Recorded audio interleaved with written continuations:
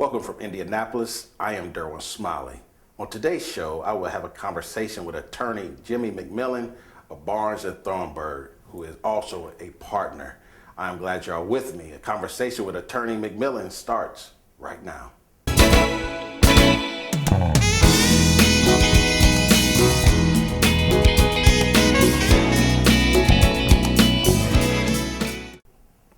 Mr. Jimmie McMillian is an attorney and now partner at the largest law firm in Indiana, Barnes and Thornburg. Mr. McMillian, welcome to the show. Thank you. Thank you very much. Appreciate it, Derwin. I just want to start off by congratulating you with making partner. So what does that mean to you? Well, law firms are structured in such a way that when you come into the organization, you work as an associate. You graduate from law school. You may do a summer internship for 1 or 2 years, and then you're brought in as an associate that essentially works on projects for our clients and for partners of the firm. And then at some point, you work either for 6.5, 7.5, sometimes a specified period of time, sometimes not, to achieve certain goals. And then the owners of the firm or the partners of the firm vote you into their partnership, vote you in as a co-owner of the firm. So what partnership means is that I am a co-owner of the firm.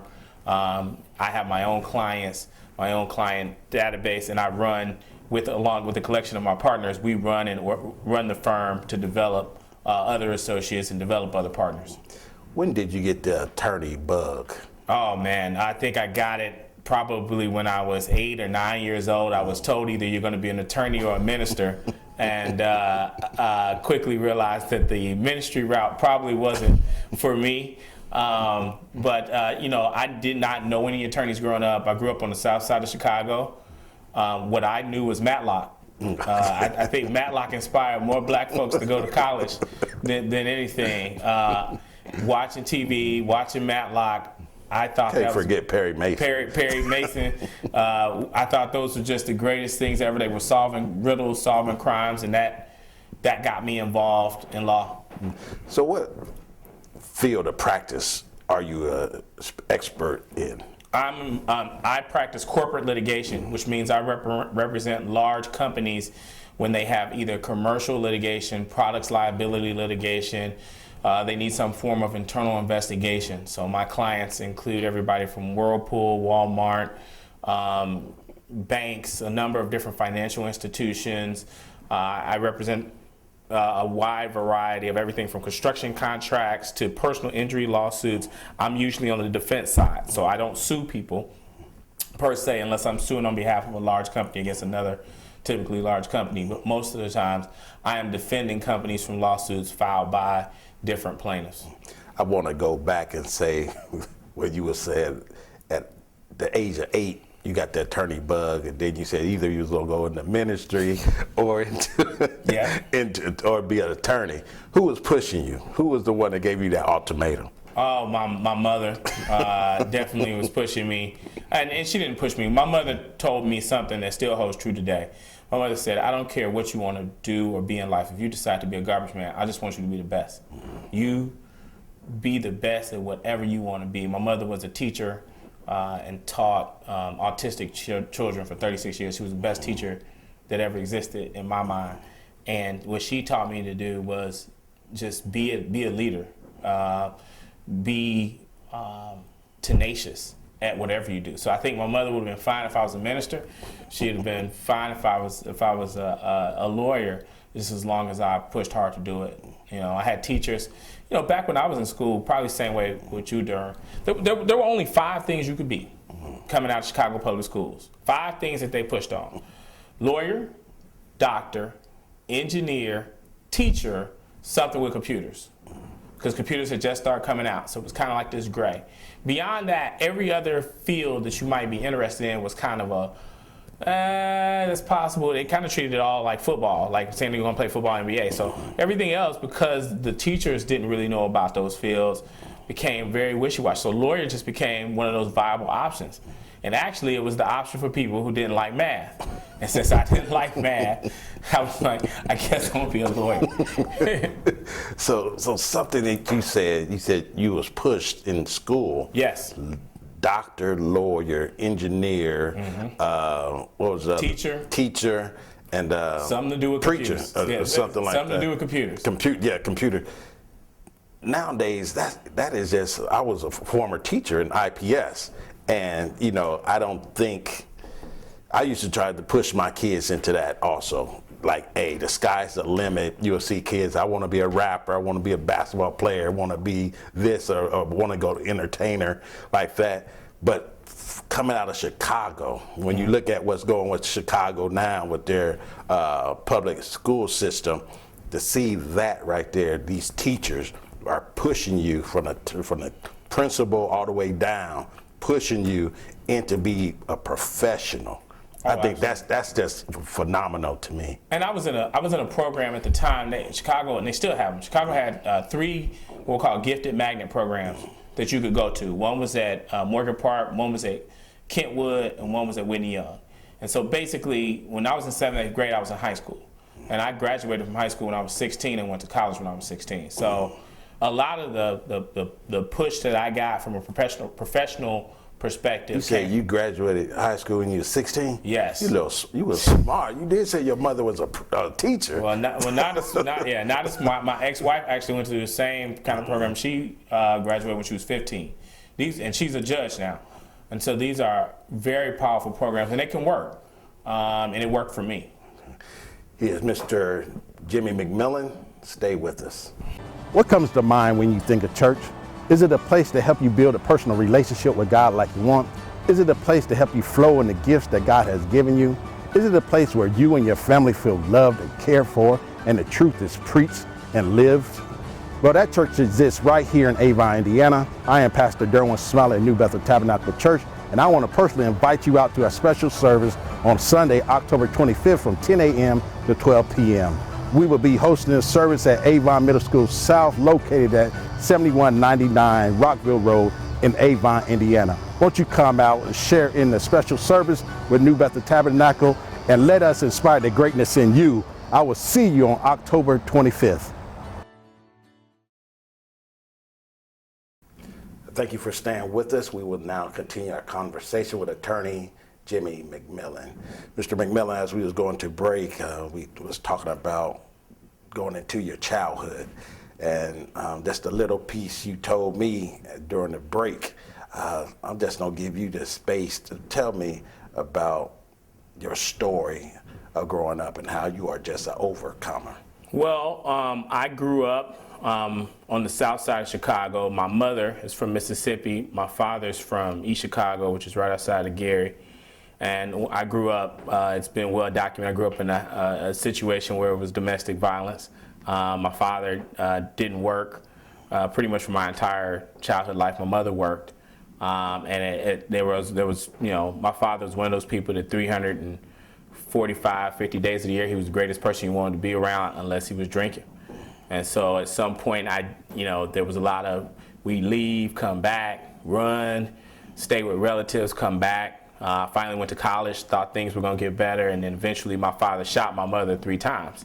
And as a result of that, I ended up flunking out of college, and spent some time working at a Firestone, changing tires, and working at a Best Buy doing security.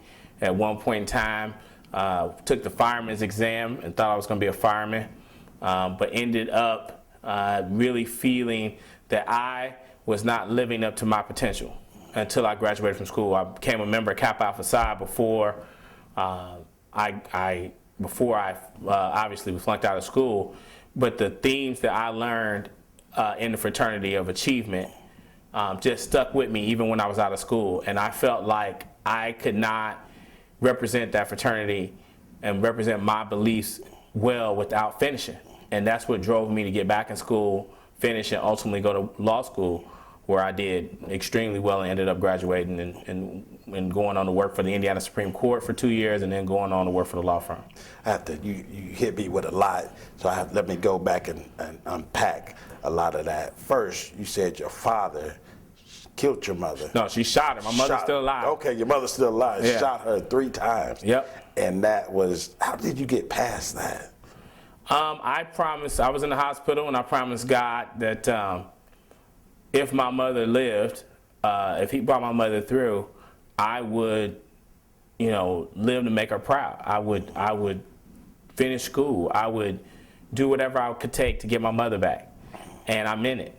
I got past it because eventually I had people like my grandparents. I had a grandfather who sat me down and really gave me the business one day. And he was a grandfather that would give me anything. I mean, anything I want. But this day, I had flunked out of school. I was messing around, and he just really laid into me about who I was and where I was from and what I was capable of. And it made me realize that it's on me. Regardless of what was going on with my dad, regardless of what was going on in other situations in my life, it was up to me to go to school, to go to class, to do my best, and to believe that there was value in that. I think at one point I did not know why I was going to school other than people told me that that was a good thing. I had to figure out why school was good for me, to connect job and opportunity and really financial security to the concept of school. I had to come to that place. And I see that with a lot of our kids today, where we're sometimes asking them to get to a place that they haven't had the life experience and the maturity to get there to understand why. And sometimes it hits people later than others. But that's what happened with me.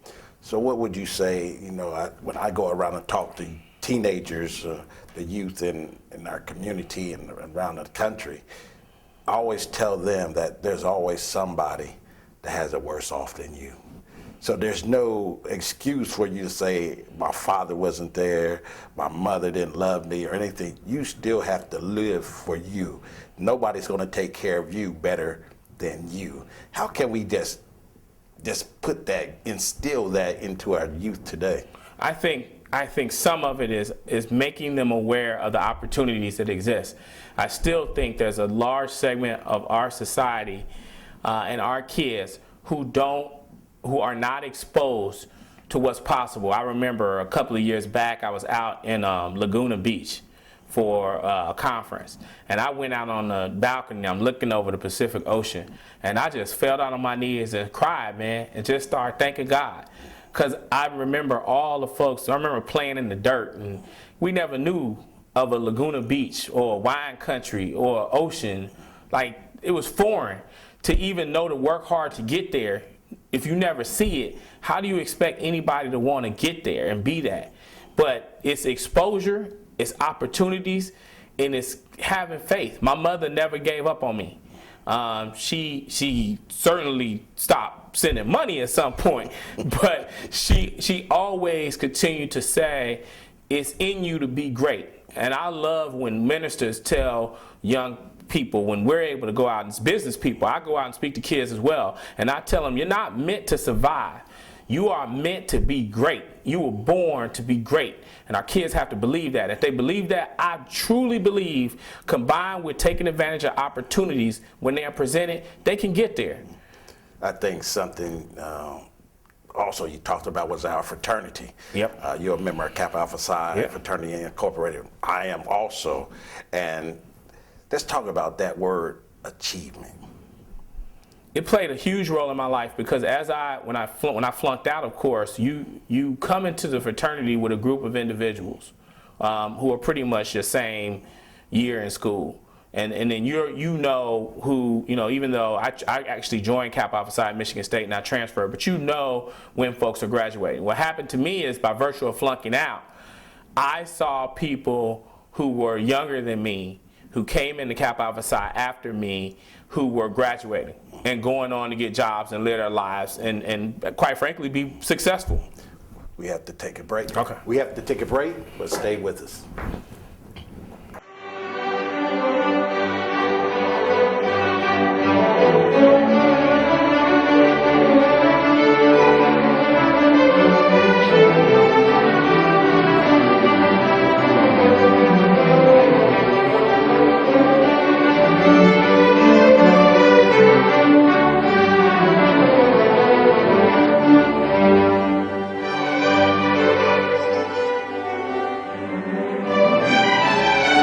Mr. McMillian, when we went to break, we was talking about our fraternity, Kappa Alpha Psi, and what achievement means to you, and also what it means to me.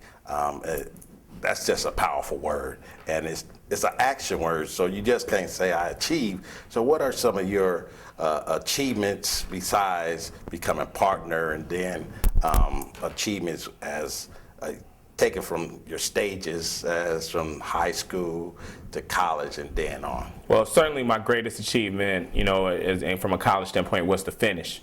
And I know that's something you're working on. We get a lot of kids in college. Getting them to finish has become a challenge. It's become something that's a national focus. Going to law school and performing at a high level, graduating, becoming the graduation speaker, all of the awards I won while I was in school, and then going to work for Justice Frank Sullivan on the Indiana Supreme Court, which was the best job I've ever had. Incredibly, prestige honor. I consider being a father. I'm a father of twin boys who will be 7 September 11th. One of my greatest achievements. Every day committing to be a better dad than the day before certainly is an achievement. And then probably professionally, my greatest achievement is helping my people who want to go to law school, who are looking for professional job opportunities, giving anything and everything I can to help young people who want to go to law school, and once they come out of law school, helping them get jobs and develop their professional career. Certainly my top professional achievement. So you said you had twin boys. Yes. There'll be 7 on September 11th? Yep. So do they have the attorney bug already? I'm not sure.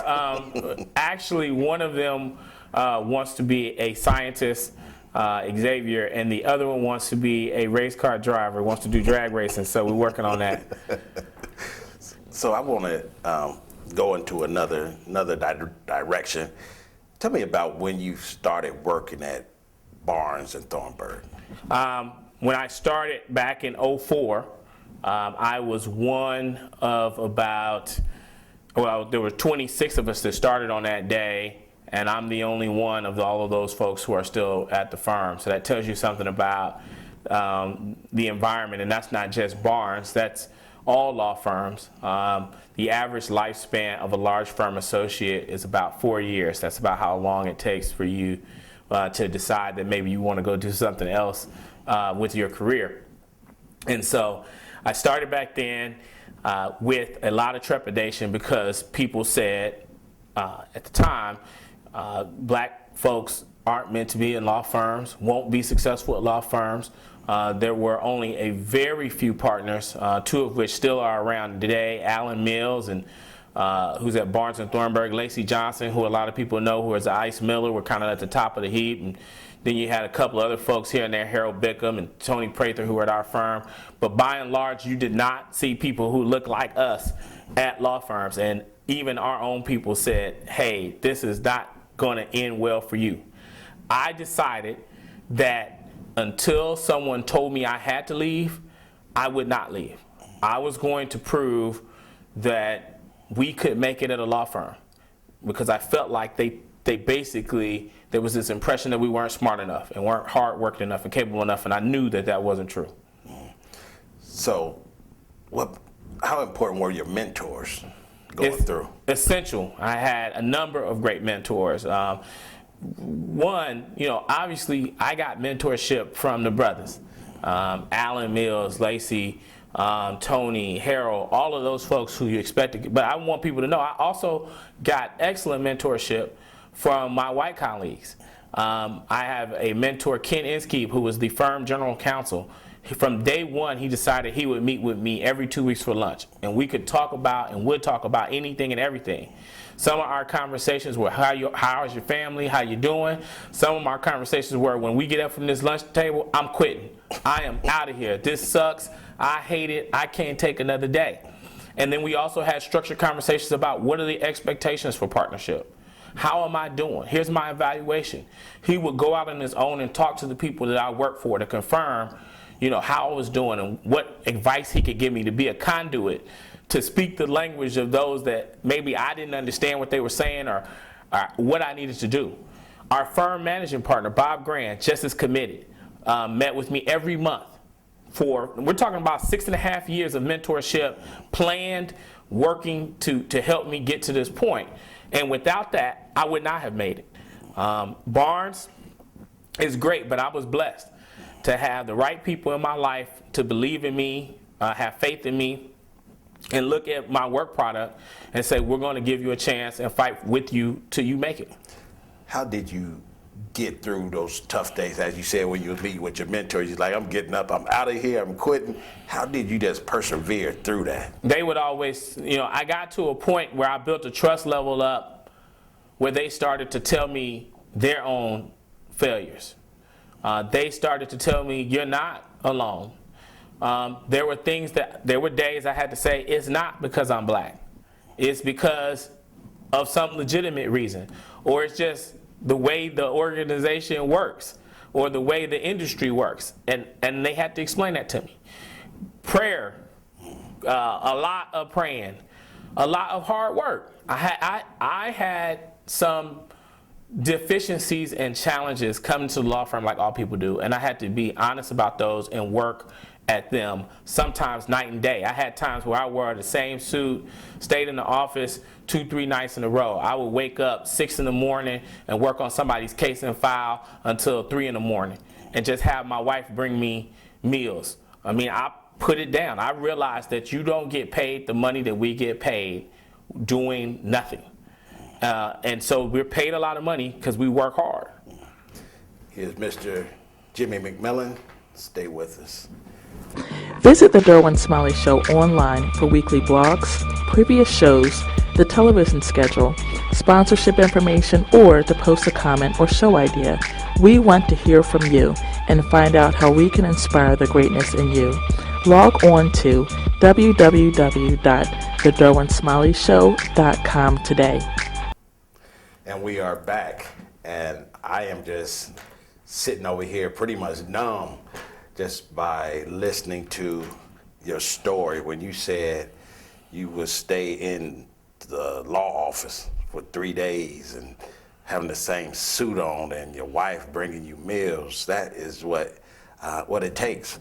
And I think that's what people forget. As you said, you make a lot of money being a partner, but coming with that is hard work, hard time, and just a never say die mentality. And just by listening to a little bit, I know we can't do it justice. We need an hour just to sit down with you and talk about your story. So I'm just so humble and honored that you will share a lot of your personal information with our viewers. And I just want you to know I really appreciate you being so open and transparent on the Derwin Smiley Show. And I want to move into the article that I came across. My wife sent me the article, said, you remember Jimmie McMillian? I was like, yeah, that's from Frat. And she sent me the article about New York Times article about, I think it was August 17th article, talking about the road to partnership. And I just want you to know, I just want to ask you, what did it take? I know you're smart, know you're intelligent, know you're a hard worker, but sometimes you must have that it factor. You might have the intangible things. So talk about that to individuals who are going into law school, getting ready to graduate out of law school and get their first job. How important is it to be likable?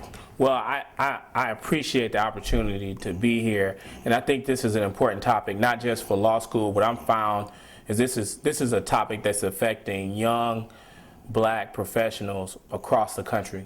Trying to figure out, now that I got the degree, I got the job, how do I turn that into a supervisor's role or a CEO role?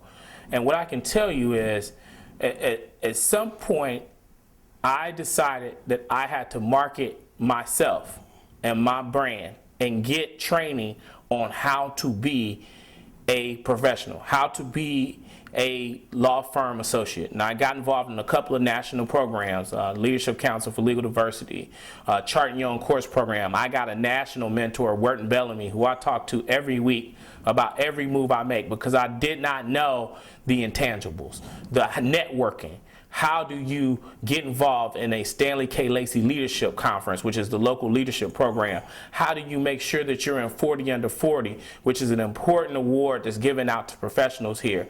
What is the United Way Leadership Program? How do you start branding yourself and getting into these circles such that folks outside of your organization come to the people that are inside of your organization and say, he is important to us. It's important that he's successful. And it was going through those types of programs that I think gave me, if you call it an it factor, it gave me knowledge and training about things beyond the substantive nature of law, how to be a professional. You know, we've got folks now who can't get jobs or keep jobs because they can't pass the drug test, can't show up to work on time, can't be dependable. You can't make it to the next level if you keep letting yourself get in the way of what God wants you to get. And sometimes it's not things as blatant as that. Sometimes it's just knowing, how do I react at this reception? How do I follow up with people? How do I recognize kind of the in-between the line sayings that people are making to me that are trying to either help me or hurt me? And that's what I tried to learn to do. I think something you said about when you was meeting with your mentors, and you said they begin to trust you. How big is the word? It's trust. I think you said they started telling you about their failures and stuff, that you were not in this alone. So talk about that trust factor. It's hard for us to trust because I think innately, I used to tell people, my mother, when I would meet somebody important, I go back and I'd be excited. I tell my mother, but I remember when I told her I got the job with Justice Sullivan, the first question she asked me was, is he black or is he white? Because my mother grew up in the South, and everything was judged off of if he's white, you might not be able to trust him. And it's hard for us professionally, but I found a place where you are basically, it's like going to a foreign country where you don't speak the language. You have to trust somebody to be able to eat, to be able to find where to live, to be able to go where you want to go. And that's the same way at the law firm, in professional America. I had to trust people and share sometimes things about my life, my strengths, my weaknesses, and then pray that I was working with somebody who had my best interests. And eventually they began to trust me back and give me information to help me be successful. Did it always work out? No. Much like all of our relationships, you're going to have failures. But without that, much like if you dropped me off in Russia, I'd be wandering around looking lost, not knowing where the bathroom is. You have to trust at some point. So what does the future hold for Attorney McMillian? Bigger, better, and greater things. I continue to develop my practice. The practice of law is practice. So I continue to get better at my craft. I have a number of clients. I tell people I have about $1.5 million book of business, and 99% of my clients are African American. Friends of mine, people who I've invested in the development in. I hope to continue to invest in them. Continue to be a father, continue to be a great family man, continue to be in Indianapolis, and continue to help this community grow and develop, and helping young people, so that me being a partner becomes, it wouldn't be something you would do a show about, because there'd be so many of us that it wouldn't be news. Man, my mind is just blown. I am humbled and honored to have you on the show, and you are welcome to come back anytime. Well, thank you so much. Thank you so much. Appreciate it. That's our show for this evening. And remember, you may follow us on the World Wide Web at thederwinsmiley.com. And remember, my sole purpose is to inspire the greatness in you. I'll see you next time.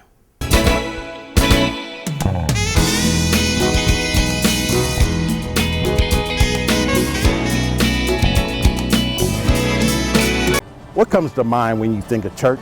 Is it a place to help you build a personal relationship with God like you want? Is it a place to help you flow in the gifts that God has given you? Is it a place where you and your family feel loved and cared for, and the truth is preached and lived? Well, that church exists right here in Avon, Indiana. I am Pastor Derwin Smiley at New Bethel Tabernacle Church, and I want to personally invite you out to a special service on Sunday, October 25th from 10 a.m. to 12 p.m.